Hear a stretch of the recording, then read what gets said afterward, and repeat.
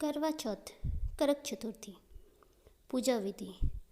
कार्तिक मास की चतुर्थी अर्थात करवा चौथ के दिन लकड़ी का पाट पूजकर उस पर जल का भरा लोटा रखे।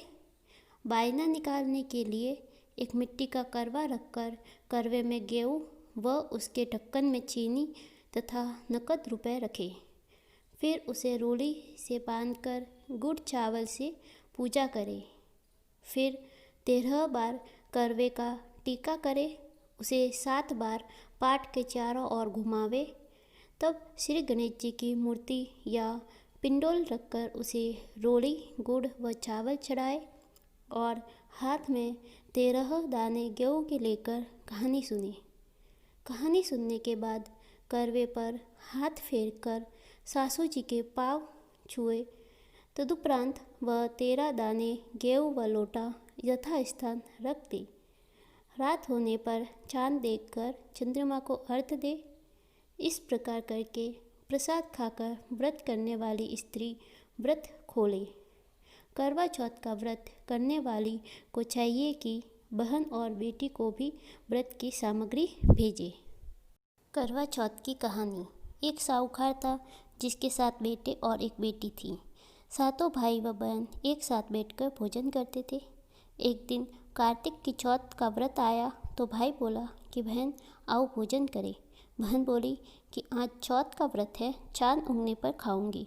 तब भाइयों ने सोचा कि चांद उगने तक बहन भूखी रहेगी, तो एक भाई ने दिया जलाया, दूसरे भाई ने चन्नी लेके उसे ढका और नकली चांद दिखाकर बहन से कहने लगे कि चल चांद उग आया है, अर्घ दे ले। बहन अपनी भाभीयों से कहने लगी कि चलो अर्घ दे। तो भाभियाँ बोली तुम्हारा चांद उगा है, हमारा चांद तो रात को उगेगा। बहन ने जब अकेले ही अर्घ दे दिया और खाने लगी तो पहले ही ग्रास में बाल आ गया, दूसरे ग्रास में कंकर आया। जब तीसरा ग्रास मुँह की ओर किया तो उसकी ससुराल से संदेशा आ गया कि उसका पति बीमार है, जल्दी भेजो। माँ ने जब लड़की को विदा किया तो कहा कि रास्ते में जो मिले उसके पाँव लागू कहना। जो कोई सुहाग को आशीष दे तो पल्ले से गांठ लगाकर उसे कुछ रुपए देना। बहन जब भाइयों से विदा हुई तो रास्ते में जो भी मिला उससे यही आशीष दी कि तुम 7 भाइयों की बहन हो, तुम्हारे भाई सुखी रहे और तुम उनका मुख देखो। सुहाग का आशीष किसी ने भी नहीं दी। जब वह ससुराल पहुँची तो दरवाजे पर उसकी छोटी ननद खड़ी थी। वह उसके भी पाँव लगी तो उसने कहा कि सुहागन रहो, सपूती हो। तो उसने यह सुनकर पल्ले में गांठ बांधी और ननद को सोने का सिक्का दिया। तब भीतर गई तो सास ने कहा कि उसका पति धरती पर पड़ा है, तो वह उसके पास जाकर उसकी सेवा करने के लिए बैठ गई। बाद में सास ने दासी के हाथ बची सूखी रोटी भेज दी। इस प्रकार समय बीतते बीतते मगसीर की चौथ आई तो चौथ माता बोली करवा ले भाइयों की प्यारी करवा ले। लेकिन जब उसे चौथ माता नहीं दिखी तो वह बोली हे माता, आपने मुझे उजाड़ा तो आप ही उद्धार करोगी, आपको मेरा सुहाग देना पड़ेगा। तब वह चौथ माता ने बताया कि पौष की चौथ आएगी, वह मेरे से बड़ी है, उसे ही सब कहना, वही तुम्हारा सुहाग देगी। माघ की चौथ आकर चली गई और फाल्गुन की चौथ भी आकर चली गई। चैत बैसाख जेठ आषाढ़ और सावन भादों की सभी चौथ आई और यही कहकर चली गई कि आने वाली को कहना। आसुज की चौथ आई तो उसने बताया कि तुम पर कार्तिक की चौथ नाराज है, उसी से तुम्हारा सुहाग लिया है, वही वापस कर सकती है।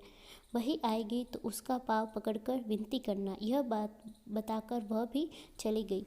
जब कार्तिक की चौथ आई तो वह गुस्से में बोली भाइयों की प्यारी करवा ले, दिन में चाग उगानी करवा ले, व्रत खंडन करने वाली करवा ले, भूखी करवा ले।